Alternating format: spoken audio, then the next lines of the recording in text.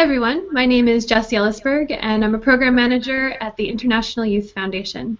I'm excited to facilitate this conversation today as part of Youth Action Net's Living Leadership webinar series made possible by Laureate International Universities and the American Express Foundation. The topic for today's conversation is transition planning. Here at Youth Action Net, with our network of over 1,000 young social entrepreneurs, we often talk to leaders who are wondering when and how to take the next step in their professional journeys, especially when that means making the difficult decision to move on from a venture you've founded. Often the hope is that your venture will be able to continue on in your absence, but as a leader, sometimes that might sound more like a dream than a reality. Today we have 3 Youth Action Net alumni who each have different perspectives on transition planning, and we're excited to hear what lessons they've learned and that they can share with others who are facing or will eventually face the task of transition planning. So let's do some introductions. The first panelist I'd like to introduce is Alex Budak. Alex was selected as a fellow for his work in co-founding the successful crowdfunding platform Startsomegood, and today he joins us from Stockholm, Sweden, where he runs an incubator for social entrepreneurs. Hi, Alex. Hi, thanks for having me. Our second panelist is Ana Moraga, who was selected as a fellow for her work in co-founding Mujer, a Guatemala-based initiative that empowers sex workers to find economic and emotional stability, have a voice in society, and better their own lives and the lives of their children. Anna recently earned her law degree at Northeastern University School of Law in Boston and joins us today from San Francisco, California. Hi, Anna. Hi, how are you? Good, thanks. And finally, I'd like to introduce Daniel Uribe. He is a 2014 Youth Action Net Fellow who is the founder of Costas Verdes, a Costa Rican environmental conservation initiative that has engaged thousands of volunteers to plant more than 12,000 trees along Costa Rica's beaches and protect the ecosystems there. And he's joining us from San Jose, Costa Rica. Welcome, Daniel. Hello, thank you. Pleasure to be here. So with all of you guys and your various kind of stages or relationships with the ventures that you founded, I'd like to start by talking a little bit about how you came about making the decision that it was time to move on. So did you have an aha moment, or how did you know when it was time to transition?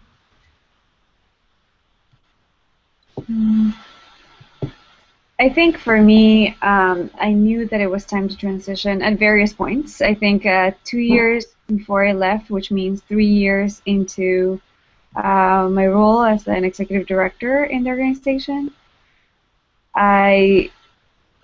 we knew from the beginning that Mujer was going to be a sex worker-led organization, and that naturally meant that I was going to step down eventually.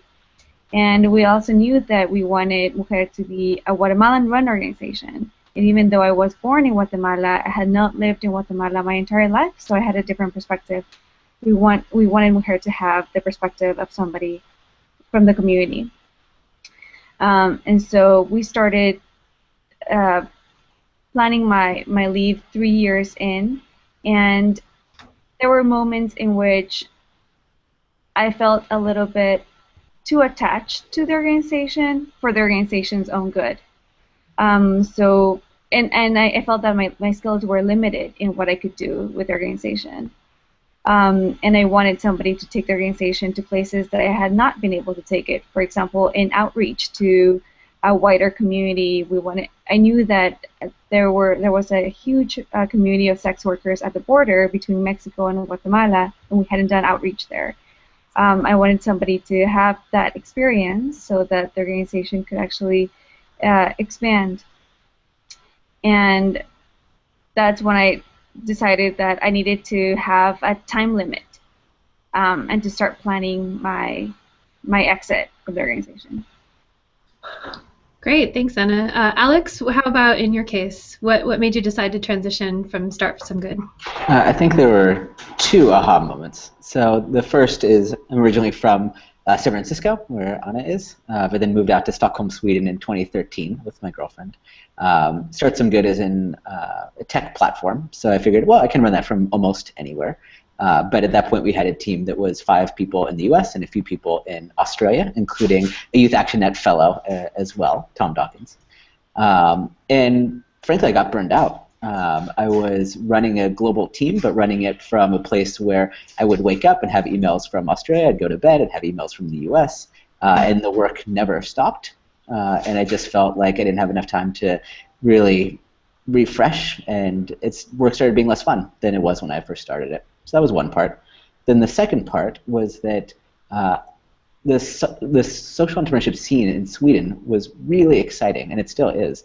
And I really wanted to play a part in that. With Startsomegood, I had the pleasure of meeting changemakers from literally all around the world, but always doing so mediated through technology. And I really wanted the experience of helping to build a social entrepreneurship ecosystem in what became my new hometown.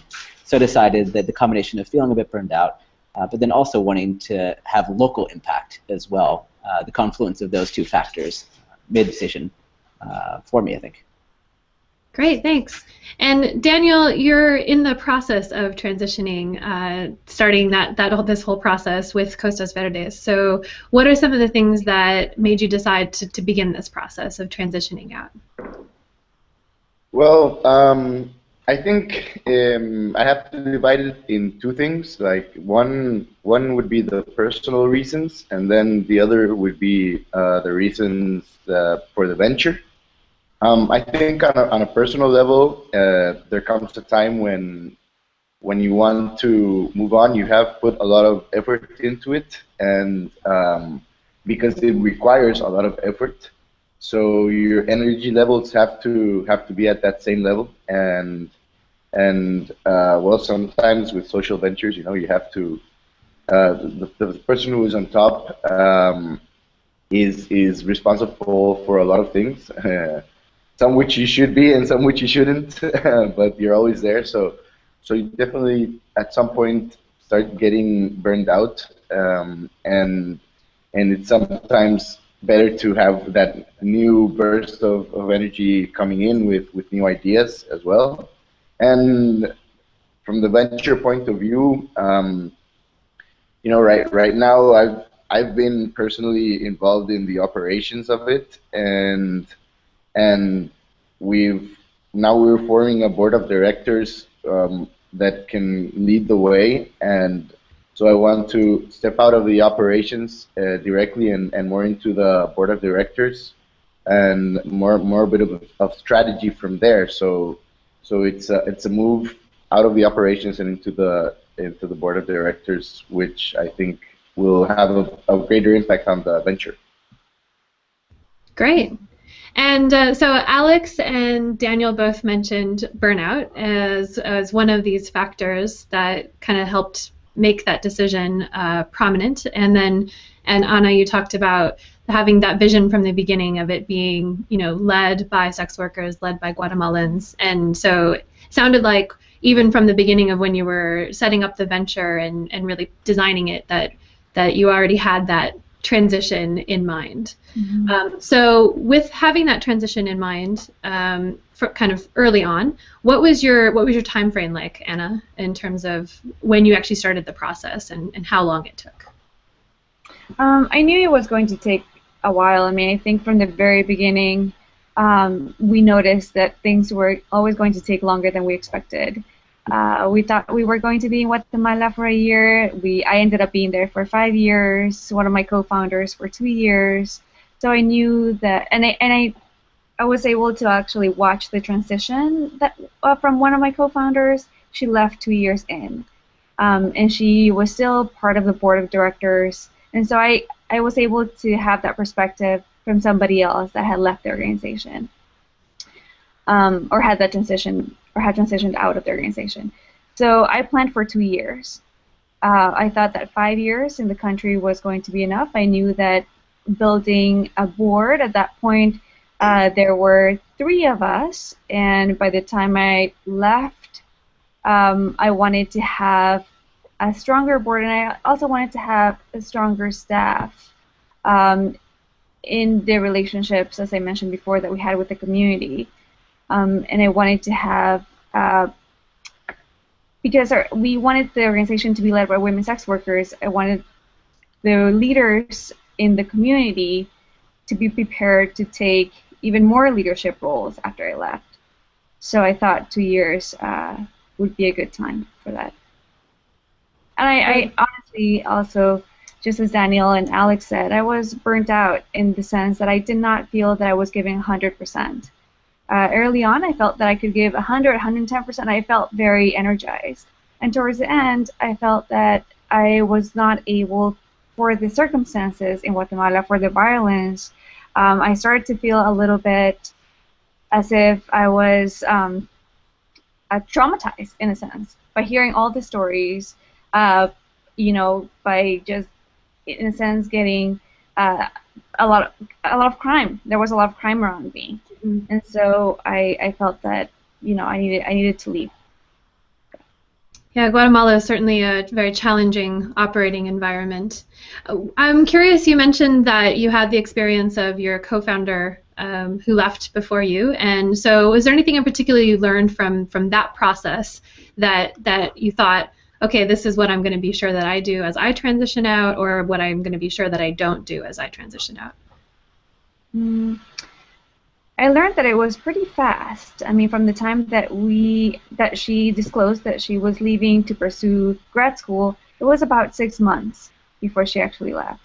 It was fast. There were, a lot of the community were extremely broken because that idea of guilt, of that she had left because of them, because of something that they said, and that plays into the dynamics of the work we do in terms of the empowerment work, right? So I wanted to definitely build confidence in the staff, in the new leadership, and I wanted the community to have somebody that they already knew, because even though I stayed after my co-founder left, there was a huge feeling of loss, and so I wanted to mediate that by having somebody that had been introduced to the community prior to leaving. Great. Alex, I was wondering if you could talk a little bit about what your relationship is now with Startsomegood, and if that's kind of what you had envisioned as you were transitioning out. Yeah, I think I have exactly the role that I wanted and the role that I envisioned. So I'm now an advisor and a board member. So selfishly, that means I'm on the side of the board used to drive me crazy when they go, I have an idea. How about if you guys do this? Now I'm that guy, which means I'm doing less implementation and more thinking. But no, it's the perfect role. So I still do, if I meet someone that I think could be great for crowdfunding, I'm pitching Startsomegood. I still do an occasional talk where I tell people about the power of crowdfunding to start their social venture. I have conversations with Tom Dawkins, my co-founder, now the CEO. But in terms of like a day-to-day taking action basis, I'm really not doing very much at all. So I'm very happy to be in this role, which fits in well with my new life here in Stockholm. And was that the role that you planned for yourself as you were planning your transition? Yeah, that's right. So, I mean, there's, of course, as you plan your transition, there's a lot of different possibilities you think through. Should I be part-time? Should I spend a few hours? Should I do the board? Should I be a super engaged board member? Should I create some new position for myself, which doesn't even exist?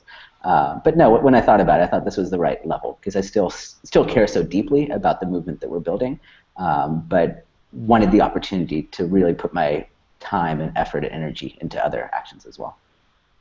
And what were the things that you considered as you kind of decided on this future role for yourself? So what were you putting into place in that transition to make this role possible for you? Really for making the transition possible, I think the two biggest things I thought about in the transition and handing things over were the what and the why. So the what, I spent a lot of time in terms of creating operating documents and procedures that could be passed off to other employees, both current as well as future, with the idea being that someone could come off the street and with these documents they could understand exactly how to run some process. You don't need to understand how Startsomegood works, but you could understand how to do X, Y, or Z. So I spent a lot of time on that, but then also a lot of time on the why. So really understanding what's the purpose behind things and trying as best as I could to leave behind marks on culture as well. So not just enough to say this is what you do, these are the 7 steps, but more importantly, the why, to hopefully leave that behind, because ultimately things will change. But you hope that, again, if you think about culture is what people do when no one's watching, well, I won't be watching anymore. So to make sure that we set up expectations and understanding for how we try to do things in the Startsomegood way. Mm-hmm. Great. And Daniel, as you are still currently actively involved in operations of Costas Verdes, but you have, I know, a vision for what you would like to have your role change to. So could you talk a little bit about what you hope that role will be and how you're planning to get there? Yeah, well, in Costas Verdes, we have always had a board of directors, but sometimes you have a board of directors just to have one, just to have a check on the list. And so the role that I'm looking for, what I'm looking for is to actually really get that going on the board side, and strengthen it with new people coming in, but also just guiding that process. And similar to what was just mentioned about the why, taking the why to the board of directors, which I think is missing. So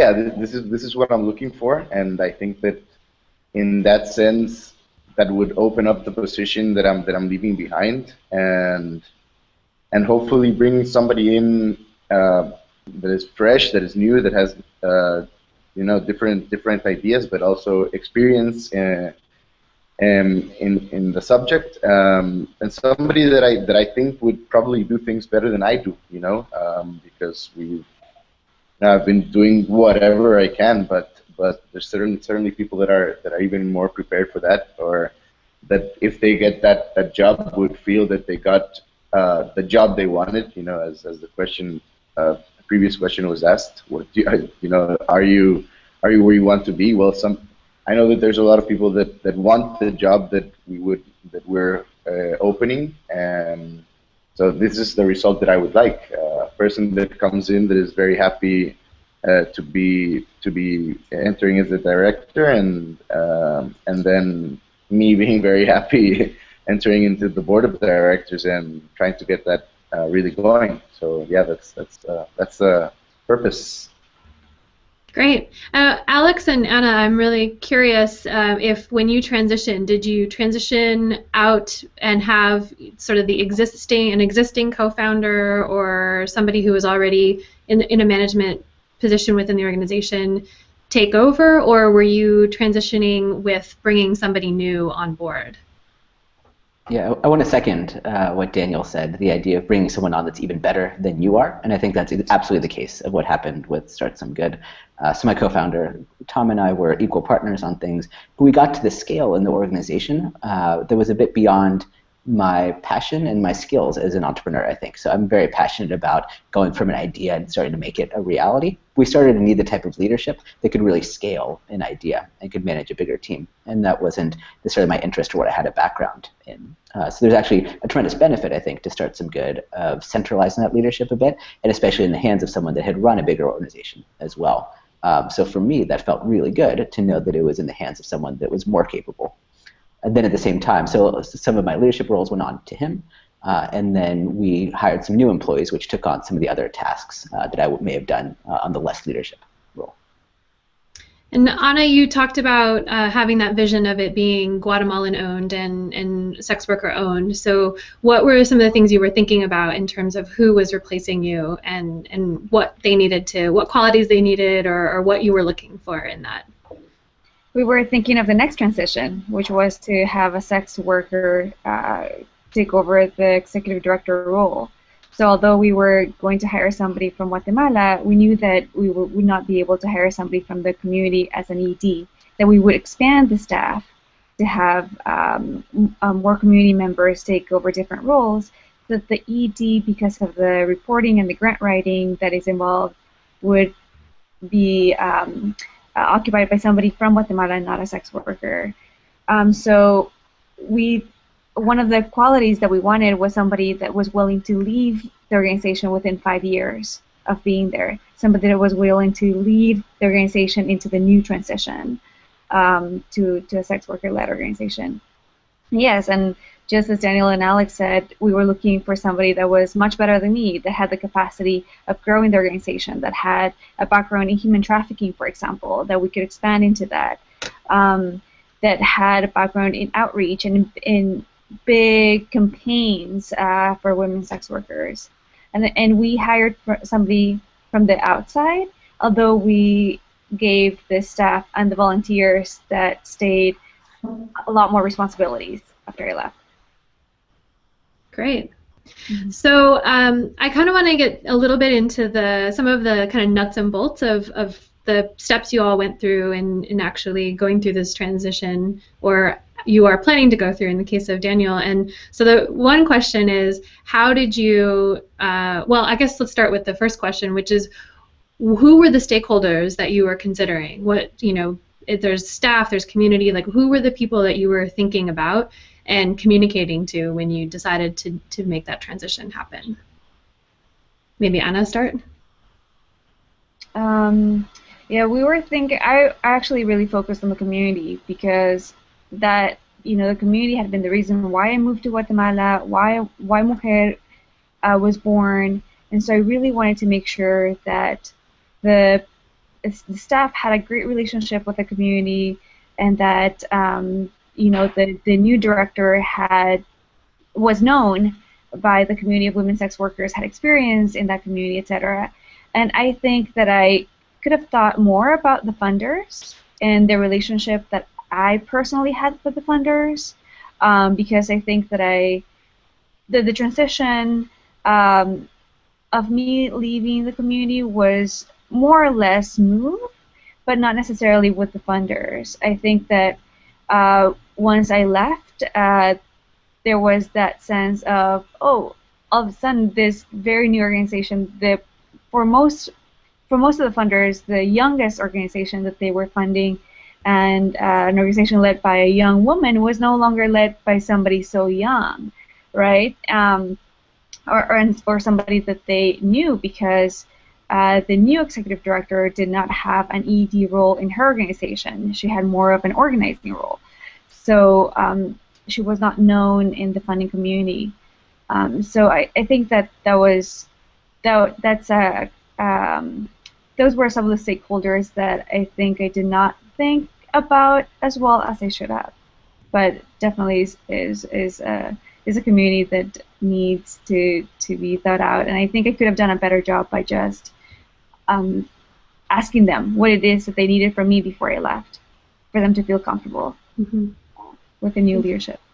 That's a great point in terms of thinking about not only who are you informing, but who you're asking questions of in terms of the entire group of stakeholders or ecosystem that's actually involved in your venture. So Alex, how did you let the Startsomegood team know about your transition, and were there any other people that you were considering in that planning process? Yeah, for me, when I was thinking about the transition, I really had two big goals in mind. So, and really on equal footing. The first being that the organization could just continue and thrive without me, which I think a lot of us as founders have, and it's very egocentric, because I think you quickly realize, well, it's actually, we'll be fine without you. It's okay. But the second one was to make sure that I maintained the great relationships with my teammates. That was crucial to me. I think especially as the founder, co-founder, and kind of my leadership style, which is all about really connecting with people. I felt a lot of guilt, I think, as I was thinking about transitioning on, with this idea that I was, and I still am so grateful that these people put their trust in me. So when the idea was literally just written on a napkin, when there's nothing more than that, and people were like, yeah, I'm coming on board, I'm forever grateful for that. And so the thought of letting them down is something that tremendously worried me. So therefore, the biggest discussions that I had were with the team. I started with talking with my co-founder, Tom, which was a tough conversation, of course, since we've been partners in this for over 3 years and building it, and made it clear from the beginning that I was going to handle this in the best way possible, and that I wasn't rushing out, and that I wanted to make sure things got in place. And then one by one did conversations with teammates sort of as it made sense, both strategically and in terms of maintaining relationships. And I'd say one thing I was pleasantly surprised by was the team really understanding it, whereas I think you can get wrapped up in your own idea and think that everyone expects you to always be this founder of this organization, that people really see you as a person, not just as the CEO or the co-founder of this organization. So I was quite heartened, I think, by the response of my teammates. Great. And Daniel, so I know that these are some recent conversations you've been having. So how have the conversations been going with your board and with your team? Yeah, I think it's been really good. I'd like to mention what Alex just said. At the end of the day, if you really communicate your reasons, your personal reasons and the venture reasons, then your team does see you as a person. I like that you said, and understand why you have to make this move.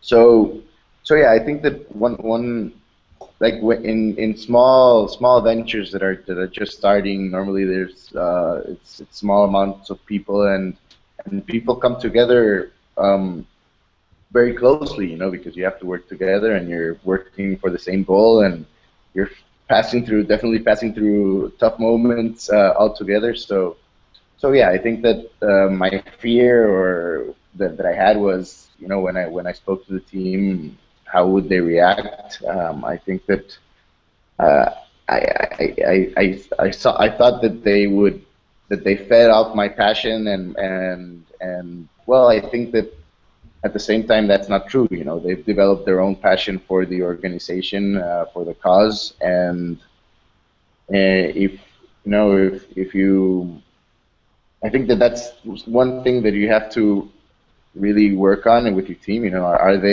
Do they carry that passion? And if they do, and they're prepared, then you don't, it doesn't worry me that much. Just like Alex said, the world doesn't stop without you, and the organization can go on. And but that, just as Anna said, I know that you definitely do have to invest a lot of time, or strategic time, effectively, so that you don't run out and leave the organization without the tools that they need for the succession. So I think that when you explain all that to the team, as I did, one by one, when it was the best moment, they definitely understood it, and if you sell them the idea that it's for the greater good of the venture, that we're going to grow, and they understand it, and they even take a little bit of a role within it, then it's going to be all right. Great. So Daniel, you mentioned some of the kind of tools and skills, and so I'm curious, maybe Alex, talk a little bit about, were there any sort of capacities or areas that you focused on building within team members as part of your transition planning?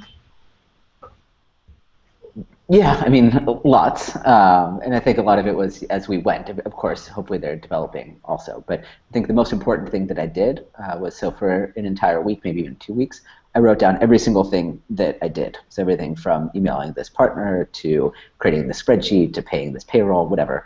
So I would mark down all the things that I was doing, so that way I was very passionate about making sure that no holes fell through. So I tried to get as clear of a mapping as I possibly could in terms of, okay, these are all the things that I do, and then try to, as orderly as possible, which is a struggle for me since I'm not really an operations guy, as orderly as possible to then create guidance for these, so to understand who would be the best person to take this on, to give them the guidance that they need, and again, to talk about both the, what do you do and why do you do it. Great. Anna, were there any particular like kind of skills or capacity areas that you were focusing on with your team as you were transitioning out? I was focusing on, I believe, on our vision for the organization.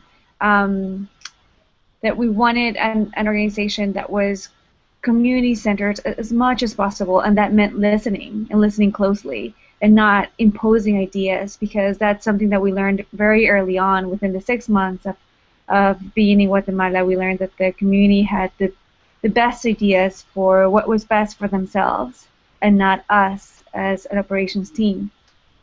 And so I wanted the new leadership to really understand that, because I knew that the survival of our vision meant on how well the new leadership was going to be able to keep their what we call elephant paws on the ground, that sensitivity of being able to listen and to be in the community.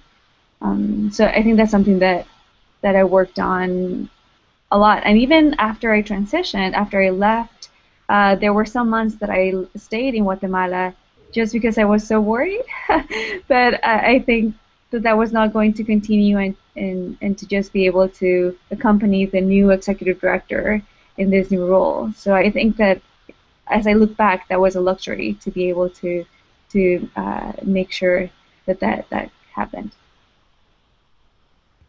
And I'm curious, so Anna, you had a chance to stay on a bit, and so were there any particular challenges with finding that balance between handing things over to the new executive director and still being there as a resource, but not being too much of a presence as letting the new executive director take ownership? I think I realized in that time that I could not be part of the board, that I had to let go completely because I was too attached. My identity was the organization. Everything that I had done for the past 5 years was for the organization. All the travels, all the relationships that I really had in Guatemala were related in one way or another through the organization. Even my own personal relationships had changed because of my work there. Some of my good friends and mentors had become individual funders. Some of them, had taken different roles, either by sending or helping us train people there, or helping us refer volunteers to the organization, etc. So I took that time to do what I could do while I was still in Guatemala, and once I left, I felt that I had to leave everything to the work that I had done in the 2 years prior, leave everything to the staff and to the new board. And for a while, I did not have any role. Eventually, I took an advisor role to the board, and I still refuse to be a board member, because I think that we should have a sex worker-led organization, and that means a board that is all sex workers and that are in charge of that strategy perspective. So I recently left that advisor role officially. However, I am still, the board still asks me for certain things. But yeah, it was a big realization that I needed to take time off personally, just to have other things and to develop a new identity, to reinvent myself in some ways, and to have the organization grow in ways that I could not take it. I'm really glad that you brought up this piece about identity, because I think that this is actually a very common struggle for the social entrepreneurs in our network that we see. When you are a founder or a co-founder of something that it's a passion project and it becomes very much entwined with your identity, and so it can be very difficult. Whether you're currently running the organization, it can be difficult to separate your own needs from the organizational needs, but also as you're transitioning, I think it can be very difficult to face that. So, Alex, was there any kind of consideration, like in terms of your own, like preparing yourself personally for the transition? You mentioned burnout, you'd mentioned feeling a little bit guilty about the process, but anything else in terms of considerations and factors that came into it for your own, like making yourself personally ready and okay to step away from Startsomegood? Yeah, that self-definition one I think is such an important one. When I first started Startsomegood, when people were like, yeah, it's Alex to Startsomegood, I was like, yeah, that's right, I am. But then as time went on, then I noticed when people would be asking, how are you doing? They often meant not like, how are you doing personally, but sort of, how's the company doing? Things good, things bad? And that really started to wear me out. And I felt like I was giving answers based off of like, I'm good, we had a good revenue week this week. Or, yeah, not so good, kind of struggling. And I really didn't like that. But it was so hard, I think, to extract oneself from the organization. And I wish I had some secret about how to do it, but I think it's just that the other values became more important. The idea of, wanting to transition, burnout, get involved here in Stockholm, that it was something that just in the cost-benefit analysis, like, well, I just got to figure this out. But no, I don't think that besides time, that I actually had a great solution to it. And Daniel, what are you thinking about as you're going through this process now, in terms of kind of being prepared personally to step away from Costas Verdes and take on a different role? Um, well, I think first of all, personally, you have to be even when you were not in the transition, when you're going through the transition, and afterwards, you have to be in a good spot, and that means enough sleep, good work-play balance, and always well, exercise, whatever you do, your hobbies, just be in a good place at whatever stage you are, and probably especially in the transition, because it's definitely gonna be stressful at some points, at some moments, and you just have to be feeling well about yourself.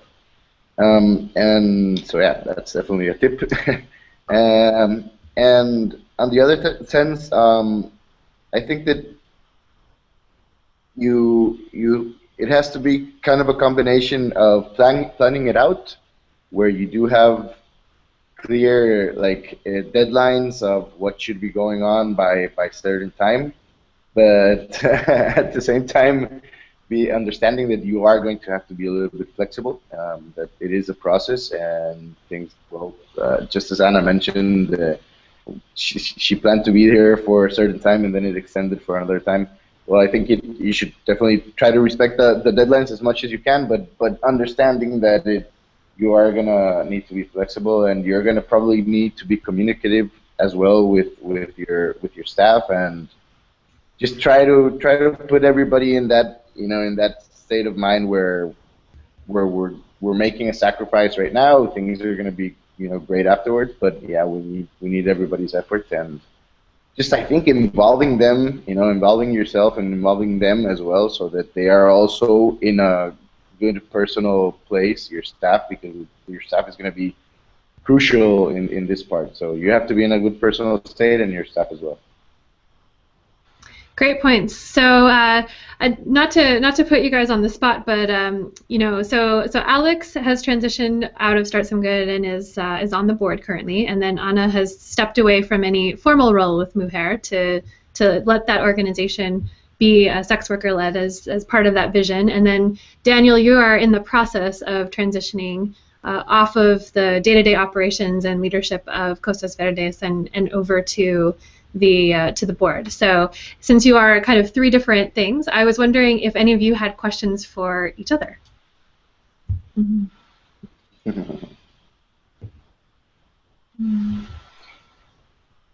Daniel, how are you feeling at this point in time? You were just speaking about respecting deadlines. So what are your deadlines, and how are you feeling about them at this point?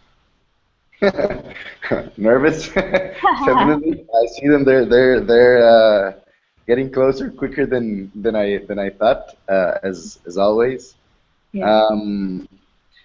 I think the with the succession planning, the deadlines, they definitely scare you, because you kind of don't see it possible just as you planned, and sometimes obviously when you put a deadline down, it means probably you have another deadline in the future of another project or of other things, and as you start seeing that it might not be possible, it might take a little bit more time, and so yeah, definitely you get a little bit nervous at some points. So maybe don't put immediate new plans afterwards. I don't know, but I think definitely that's just like one of my concerns. That I will take a little bit more time that I thought, but that's all right. I've decided that I'm gonna be there for the organization, because it's a key step in the organization. So I'll try to do what it takes. Yeah. I'm curious for both of you, would you consider founding another social enterprise again? I've been thinking about that recently, actually. As I finished law school, and there are some ideas that I would like to do in the legal field. But it's too hard. It is really, really difficult, and for the survival of the organization, especially. I think that uh, probably the toughest emotional moments that I've had with the organization have been as an outsider to the organization, in terms of worrying about those relationships that I made with the women and the continuation of them and the continuation of the support in the community. So I think for now I would not want to start another venture just right away. I think that I'm a big visionary, and I agree with you, Alex. I'm not an operations kind of person. It's really hard for me to kind of put my feet on the ground and think, okay, well, this is what needs to happen now, and just that stuff. It's a little bit burdensome for me. I like the vision, and I need somebody to be my counterpart to actually bring the vision to the ground, and to make it a reality. And I have found that in law, a lot, there is a lot about the operations. There's a lot of operations, especially in immigration law, or international law. International law is a little bit more visionary. So I don't know. I'm thinking about it, but I find myself, because I know how I am in as a founder, a little bit worried about diving in too soon, I think. Yeah, I think I'll take a small vacation from from creating social ventures, but no, but I think that yeah, I would be up to it, because I've just learned so much from this past experience, and sometimes when you already have an NGO, and it was your first venture, and it kind of got created in this way. It's difficult to change it up, and to get it running as you would wish, versus if you start one new, that you know all the things that, I mean, you have that experience to know what you should and shouldn't do, and how you should or shouldn't set it up, and that's crucial, even in the fundraising. What type of social venture are you going to do? Are you I would definitely not create a social venture where I have to go chasing money, knocking on doors, chasing money all over. Try to do something that can generate probably some of its revenues, a different system from the one that we started in. So I mean, definitely not right now, but I would be up for it in the future. Just just with the experience, and you kind of, I mean, it would be cool. I would be excited to plan out a new venture, from the beginning, and not just get into it as I did with this one, and as probably a lot of you guys did, or a lot of the people that are just beginning with their first venture have done. You didn't really know what it was going to be or how it was going to be, and it'll be cool to start one new. I mean, you'll probably always get into trouble and always get into a lot of messes, but but yeah, it would be cool to start something fresh, definitely with what we've learned. Mm-hmm. Mm-hmm. Great. So I thought one last question for all of you is, you've all mentioned, had some great insights and thoughts about things like the different groups that you need to consider when you're transition planning, some of the steps you've taken. So are there any kind of final recommendations for perhaps some of the Youth Action Net members out there who might be just starting to think about starting a transition process out of their social ventures? Any last recommendations? Well, for me, one thing that I think, well, what I was most scared of was speaking with the team, the staff, and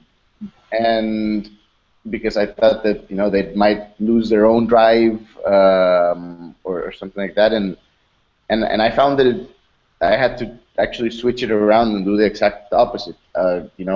From this, give them their own drive, or and have them have a role. Really ask them. So, what do you think we need? The type of person we need, the type of leadership we need in the organization. What do you think that?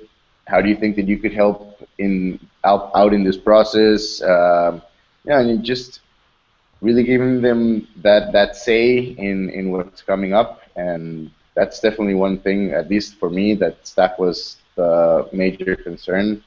That's one thing that I think has helped out, and the staff, they understand it, and now they're going to push it, because if I'm going to leave, I would like them to take an even more a stronger role and help out in this process. Great. So making sure there's space for the staff to take some ownership in the transition itself. Sounds like great advice. So Alex or Anna, any final recommendations? I think I would encourage people to step away, take a walk in the woods, and think a little bit about the difference between your personal mission in life and your organization's mission. A lot of us found these organizations because we're so passionate about that topic, and we can often feel like the only way we can ever have the impact we want to have is through this organization we founded. But to reflect a little bit on what is your personal mission in life, and to think about your organization as one of the vehicles, one of the tools to accomplish that mission, but it may not be the only one. For me, that's something I wish I had done earlier, and I think once I recognized that, it gave me a bit more confidence to say that, okay, yes, I'm stepping away from Startsomegood, but it doesn't mean I'm stepping away from my journey as a change maker. So I'd encourage you to give yourself that space to reflect and think, and help to create a separate identity for yourself versus from your venture. Thanks. That's a great point, and as we talked before about that challenge of having an individual identity that is separate from your organization, very important to consider, particularly as you're thinking about changing your relationship with that organization. Mm-hmm. So, Anna, any final thoughts? Yeah, I think that cultivating the relationships that you made with other organizations has been key with me for two reasons. Because they have been crucial in the survival of Mujer now being 10 years old, and me being away from that role for 5 years already, from the executive director role. I have seen how the other organizations, the women's organizations, have stepped up to support the board, support the team, to support the community. When we have, for example, lost our funders, when we have there have been, breakdowns in leadership. When we have needed space in other places, I think that the relationships that I was able to build with other organizations have helped to pull the organization together again and again and again. And I'm extremely grateful for that. And I think the other reason why it's important to cultivate those relationships has been for my personal well-being. Because when I have needed to continue in the field maybe from a different perspective, supporting the people on the ground has been important for me. And so being able to keep in touch as to what is going on politically in Guatemala through the relationships that I made with other organizations has been, I think, very helpful in my professional and in my personal well-being. Great. So I think making sure that you're not just focusing on your team and the actual kind of staff and volunteers that run the venture itself, but also making sure that the entire that ecosystem, that community around the venture is really well set up for that transition. I think it's a great recommendation. Mm-hmm. So. I think, I want to thank all of you for your time. Alex, Anna, and Daniel, it's been really a pleasure to talk with you and for you to share your insights. And I'm sure that a lot of people will really appreciate the thoughts that you've shared with us today and your different perspectives. So thank you very much for joining us. And thanks again also I want to say to the American Express Foundation and Laureate International Universities for making this webinar series possible. And to learn more about Youth Action Net and see our other webinar recordings, you can visit us at www.youth youthactionnet.org and click on the video section. So thanks again, everyone, and take care. Thank you. Bye. Bye. Bye.